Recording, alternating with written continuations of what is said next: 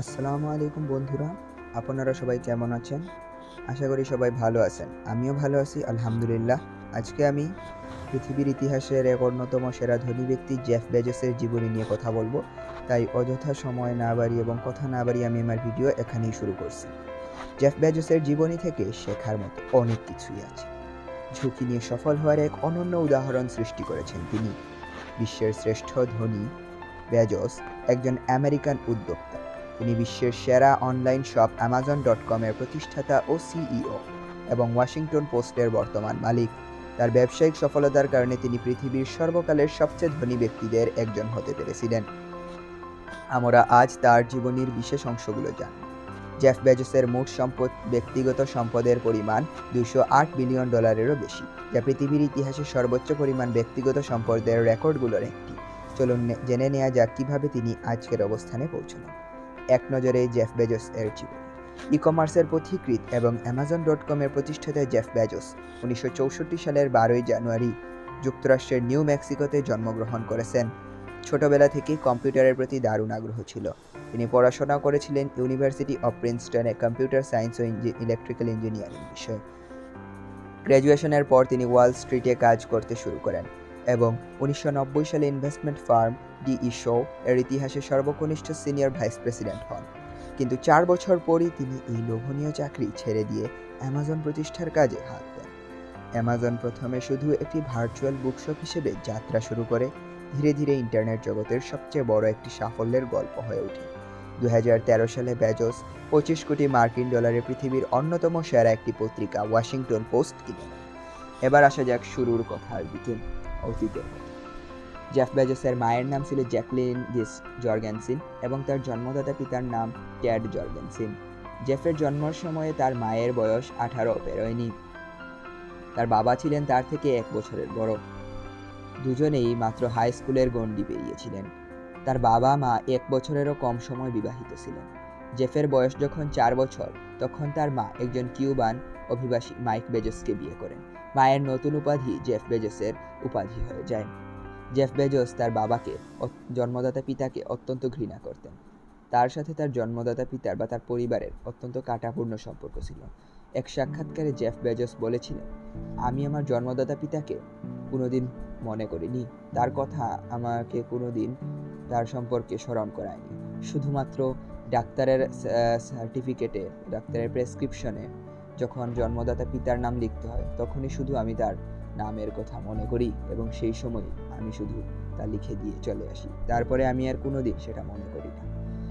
ছোটবেলা থেকেই জেফের মধ্যে বিভিন্ন জিনিস কিভাবে কাজ করে তা জানার দারুণ আগ্রহ ছিল। একদম ছোট বয়সেই তিনি তাদের গ্যারেজটিকে প্রায় একটি ল্যাবরেটরি বানিয়ে ফেলেছিলেন। ঘরের চারপাশে ছিল ইলেকট্রনিক যন্ত্রপাতির আখড়া। কৈশোরে পা দেওয়ার কিছুদিনের মধ্যেই তার পরিবার মায়ামিতে বসবাস শুরু করে। সেখানকার হাই স্কুলের ফলাফলের রেকর্ড ভেঙে পাশ করে বের হন জেফ বেজোস। তার প্রথম ব্যবসার শুরুও এই হাই স্কুল থেকে। ড্রিম ইনস্টিটিউট নামে চতুর্থ, পঞ্চম ও ষষ্ঠ শ্রেণীর শিক্ষার্থীদের জন্য তিনি একটি শিক্ষামূলক ক্যাম্প শুরু করেছিলেন। হাই স্কুল থেকে বের হওয়ার পর তিনি আমেরিকার বিখ্যাত প্রিন্সটন ইউনিভার্সিটিতে তার ভালো লাগার বিষয় কম্পিউটার নিয়ে পড়াশোনা শুরু করেন। 1986 সাল থেকে কম্পিউটার সায়েন্স ও ইলেকট্রিক্যাল ইঞ্জিনিয়ারিংয়ে সেরা ফলাফল করে বের হন।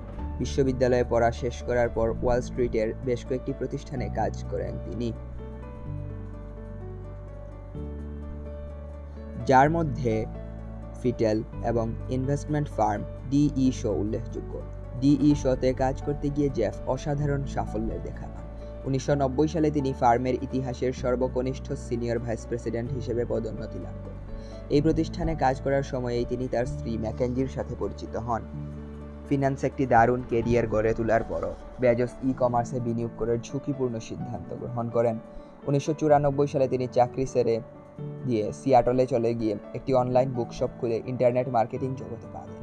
সেই সময়ে ইন্টারনেট মার্কেটিং খুবই অপ্রচলিত একটি বিষয় ছিল। এবার আসা যাক Amazon.com প্রতিষ্ঠার দিকে। বেজোস তার গ্যারেজে অল্প কয়েকজন কর্মী নিয়ে তার নতুন কোম্পানির জন্য সফটওয়্যার তৈরির কাজ শুরু করেন। পরবর্তীতে তারা 2 বেডরুমের একটি অ্যাপার্টমেন্টে কাজ শুরু করেন এবং ধীরে ধীরে একটি পরীক্ষামূলক ওয়েবসাইট চালু করেন। 1995 সালের 16 জুলাই 300 জন বন্ধুকে বেটা টেস্টিংয়ের জন্য ডেকে সাইট উদ্বোধন করেন সাইটের নাম দেওয়া হয় দক্ষিণ আমেরিকার বহু শাখা বিশিষ্ট নদী আমাজনের নামে। তিনি যা আশা করেছিলেন কোম্পানির প্রাথমিক সাফল্য তার চেয়ে অনেক ভালো ছিল। পত্রপত্রিকায় কোনো রকম বিজ্ঞাপন দেয়া ছাড়াই প্রথম 30 দিনেই আমাজন আমেরিকা সহ আরও 45টি দেশে বই বিক্রি করে ফেলে। 2 মাসের মধ্যেই আমাজনের সাপ্তাহিক বিক্রয়ের পরিমাণ $20,000 পৌঁছায়। জেফ বেজোস ও তার টিম নিজেরাও এত কম সময়ে এতটা সাফল্য আশা করেনি। 1997 সালে আমাজন বেটা টেস্টিং শেষ করে পাকাপাকিভাবে ব্যবসা শুরু করে। অনেক মার্কেটিং বিশেষজ্ঞ ধারণা করেছিলেন আমাজন এই সাফল্য ধরে রাখতে পারবে না, কারণ সব প্রতিষ্ঠানই তাদের পণ্যের জন্য এমন অনলাইন শপ খুলে বসবে। কিন্তু 2 বছরের মধ্যেই তাদের এই সন্দেহকে ভুল প্রমাণ করে আমাজন সমস্ত প্রতিযোগীকে পেছনে ফেলে ই-কমার্সের 1 নম্বর সাইট হয়ে দাঁড়ালো। 1998 সালে বেজোস তার প্রতিষ্ঠানের সেবা শুধুমাত্র বইয়ের মধ্যেই সীমাবদ্ধ না রেখে সিডি ও ভিডিও ট্যাপ বিক্রি শুরু করলেন। তারপর বড় বড় খুচরা বিক্রয় প্রতিষ্ঠানগুলোর সাথে চুক্তির মধ্য দিয়ে একে একে পোশাক, ইলেকট্রনিক্স, খেলনা ও অন্যান্য পণ্য যোগ হলো। যেখানে 90 দশকের প্রচুর .com সাইট আজ নিশ্চিহ্ন হয়ে গেছে, সেখানে আমাজন 1995 সালের $5,10,000 বাৎসরিক বিক্রয় দিয়ে শুরু করার 10 বছরের মাথায় তাকে $170 কোটি নিয়ে যেতে সক্ষম হয়েছিল, যার ধারাবাহিকতা এখনও বজায় আছে। 2006 সালে Amazon.com পণ্য বিক্রয়ের পাশাপাশি তাদের ভিডিও অন ডিমান্ড সার্ভিস চালু করলো, যার প্রাথমিক নাম ছিল অ্যামাজন আনবক্স। পরবর্তীতে যা অ্যামাজন ইনস্ট্যান্ট ভিডিও নামে জনপ্রিয় হয়ে ওঠে। 2007 সালে অ্যামাজন তাদের ডিজিটাল বই পড়ার একটি স্মার্ট ডিভাইস কিন্ডলে বাজারে ছাড়লো, যার মাধ্যমে ব্যবহারকারীরা বই পড়ার পাশাপাশি বই কেনা, ডাউনলোড ও স্টোর করার সুবিধা পেলেন। সেই বছরই বেজোস ব্লু অরিজিনে তার বিনিয়োগের ঘোষণা দেন। ব্লু অরিজিন তাদের গ্রাহকদের অর্থের বিনিময়ে মহাকাশ ভ্রমণের সুযোগ প্রদান করবে। বেজোস 2001 সালে কিন্ডলে ফায়ার বাজারে ছাড়ার মাধ্যমে ট্যাব মার্কেটে প্রবেশ করেন। পরবর্তী সেপ্টেম্বরে তিনি নতুন কিন্ডলে ফায়ার এইচডির ঘোষণা দেন, যেটি ডিজাইন করা হয়েছিল অ্যাপেলের আইপ্যাডের সাথে প্রতিযোগিতা করার জন্য। ওয়াশিংটন পোস্ট ক্রয়। 2013 সালের আগস্ট মাসের 5 তারিখে বিশ্বখ্যাত পত্রিকা ওয়াশিংটন পোস্টের সমস্ত প্রকাশনা কিনে নিয়ে পৃথিবীর প্রায় সবগুলো বড় নিউজ এজেন্সির খবরের শিরোনামে উঠে আসেন জেফ বেজোস। প্রতিষ্ঠানটি কিনতে তিনি $25 কোটি খরচ করেন বাংলাদেশের টাকায়, যার মূল্য $2,100 কোটি। এর ফলে ওয়াশিংটন পোস্টের ওপর গ্রাহাম পরিবারের 4 প্রজন্মের মালিকানার ইতি ঘটে। পত্রিকা বিক্রি করার পর পোস্টের সদ্যবিদায়ী প্রধান নির্বাহী কর্মকর্তা ডোনাল্ড ই গ্রাহাম একটি বিবৃতিতে বলেন, পোস্ট আগের মালিকানার অধীনেও টিকে থাকতো এবং অদূর ভবিষ্যতে লাভের মুখও দেখতে পারত। কিন্তু আমরা চাইছিলাম আমাদের প্রতিষ্ঠান শুধুমাত্র টিকে থাকার চাইতেও বেশি কিছু করুক। আমি বলছি না এর ফলে প্রতিষ্ঠানটি নিশ্চিতভাবে সাফল্যের পথে ফিরে আসবে, কিন্তু এর ফলে সাফল্যের পথে ফিরে আসার সম্ভাবনা অনেকাংশে বেড়ে গেল। জেফ বেজোসের ব্যবসায়িক ক্ষমতার প্রতি এমনই ভরসা গ্রাহামের। Amazon prime. 2013 সালের ডিসেম্বরে জেফ বেজোস আমাজনের প্রকল্পের কারণে আবার আলোচনায় উঠে আসেন। প্রকল্পটির নাম অ্যামাজন প্রাইম এয়ার। এই প্রকল্পের অধীনে বেজোসের কোম্পানি এমন কিছু রিমোট কন্ট্রোল চালিত ড্রোনকে কাজে লাগানোর পরিকল্পনা করে, যেগুলো নির্ভুলভাবে ক্রেতাদের কাছে পণ্য পৌঁছে দিতে পারে। বেজোসের কথায় এই ড্রোনগুলো 5 পাউন্ড পর্যন্ত ওজনের মালামাল বহন করতে পারে এবং সেগুলো কোম্পানির পণ্য বিপণন কেন্দ্র থেকে 10 মাইল পর্যন্ত এলাকা কাভার করতে পারবে। তিনি আরও বলেছিলেন 4 থেকে 5 বছরের মধ্যে প্রাইম এয়ার বাস্তবতার মুখ দেখতে পারবে, অর্থাৎ 2013 থেকে এরপর 4 থেকে 5 বছরের মধ্যে। এবার আসা যাক জেফ বেজোসের ব্যর্থতা। একজন সফল মানুষ হতে গেলে ব্যর্থতার অভিজ্ঞতা থাকতেই হয়। এমন কোনো সফল মানুষ পাওয়া যাবে না যিনি জীবনের কোনো না কোনো পর্যায়ে ব্যর্থ হননি। জেফ বেজোসের মতো একজন অসাধারণ সফল মানুষের জীবনেও ব্যর্থতা এসেছিল। 2014 সালে আমাজন যখন মোবাইল ফোনের বাজারে নামার জন্য ফায়ার ফোন বাজারে আনে, সেই প্রকল্পের কিছু ভুল বেজোসের নজরে এড়িয়ে গিয়েছিল। ফলাফল হিসেবে পণ্যটি এর জটিল ইউজার ইন্টারফেসের কারণে ব্যাপক সমালোচনার মুখে পড়ে। পরবর্তী বছর আমাজন আর তাদের ফোন বাজারে ছাড়েনি। আমাজন স্টুডিওস এর মাধ্যমে ভিডিও প্রোডাকশন ব্যবসায় বেজোস বেশ বড় সাফল্য পান। 2013 সালে বেশ কয়েকটি অনুষ্ঠান প্রযোজনা করার পর 2014 সালে ট্রান্সপারেন্ট ও মোজার্ট ইন দ্য জাঙ্গল এই দুটি হিট টিভি শো নির্মাণ করেন।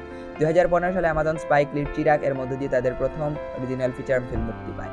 2016 সালে বেজোস স্টার ট্রেক বিয়ন্ড সিনেমায় কেলিনের চরিত্র করে অভিনেতার খাতায় নাম লেখেন। এখানে বলে রাখা ভালো, অনেক জিনিয়াসের মতো তিনিও ছোটবেলায় স্টার ট্রেকের পাগল ভক্ত ছিলেন। 2017 জুলাই কিছু সময়ের জন্য তিনি বিল গেটসকে টপকে বিশ্বের 1 নম্বর ধনী ব্যক্তি হিসেবে উঠে আসেন, কিন্তু কিছু পরেই আবার তিনি 2 নম্বরে চলে যান। অক্টোবরে আবার তিনি 1 নম্বরে উঠে আসেন।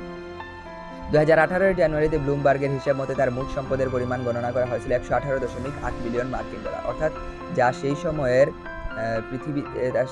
জন্য পৃথিবীর ইতিহাসে হাতে গোনা কয়েকজন মানুষের মানুষদের মধ্যে তিনি এত সম্পদের অধিকারী ছিলেন। বেজোস যদি তার চাকরি আর নিশ্চিত জীবনের নিরাপত্তা ছেড়ে অ্যামাজন শুরু করার ঝুঁকি না নিতেন, তাহলে তার নিজের জীবন তো বটেই, পৃথিবীর চেহারাটাও হয়তো অন্যরকম হতো। পৃথিবীর সবচেয়ে ধনী ব্যক্তি জেফ বেজোসের জয়যাত্রা এখনও অব্যাহত আছে। কে জানে তিনি কোথায় গিয়ে থামবেন। জেফ বেজোসের জীবনী কেমন লাগলো তা আমাদের কমেন্ট করে জানান। যদি মনে হয় জেফ বেজোসের জীবনী থেকে অন্যরা অনুপ্রাণিত হতে পারবে বা কিছু শিখতে পারবে, তবে ভিডিওটি শেয়ার করে সবাইকে শেখার সুযোগ করে দিন। আর আপনাদের সহায়তায় আমরা 1K অর্থাৎ 1000 সাবস্ক্রাইবারে পৌঁছতে পেরেছি। আশা করি আপনারা সর্বদা আমাদের সাথে এভাবেই থাকবেন। সবাই ভালো থাকবেন, সুস্থ থাকবেন। আসসালামু আলাইকুম ওয়া রাহমাতুল্লাহি ওয়া বারাকাতুহু।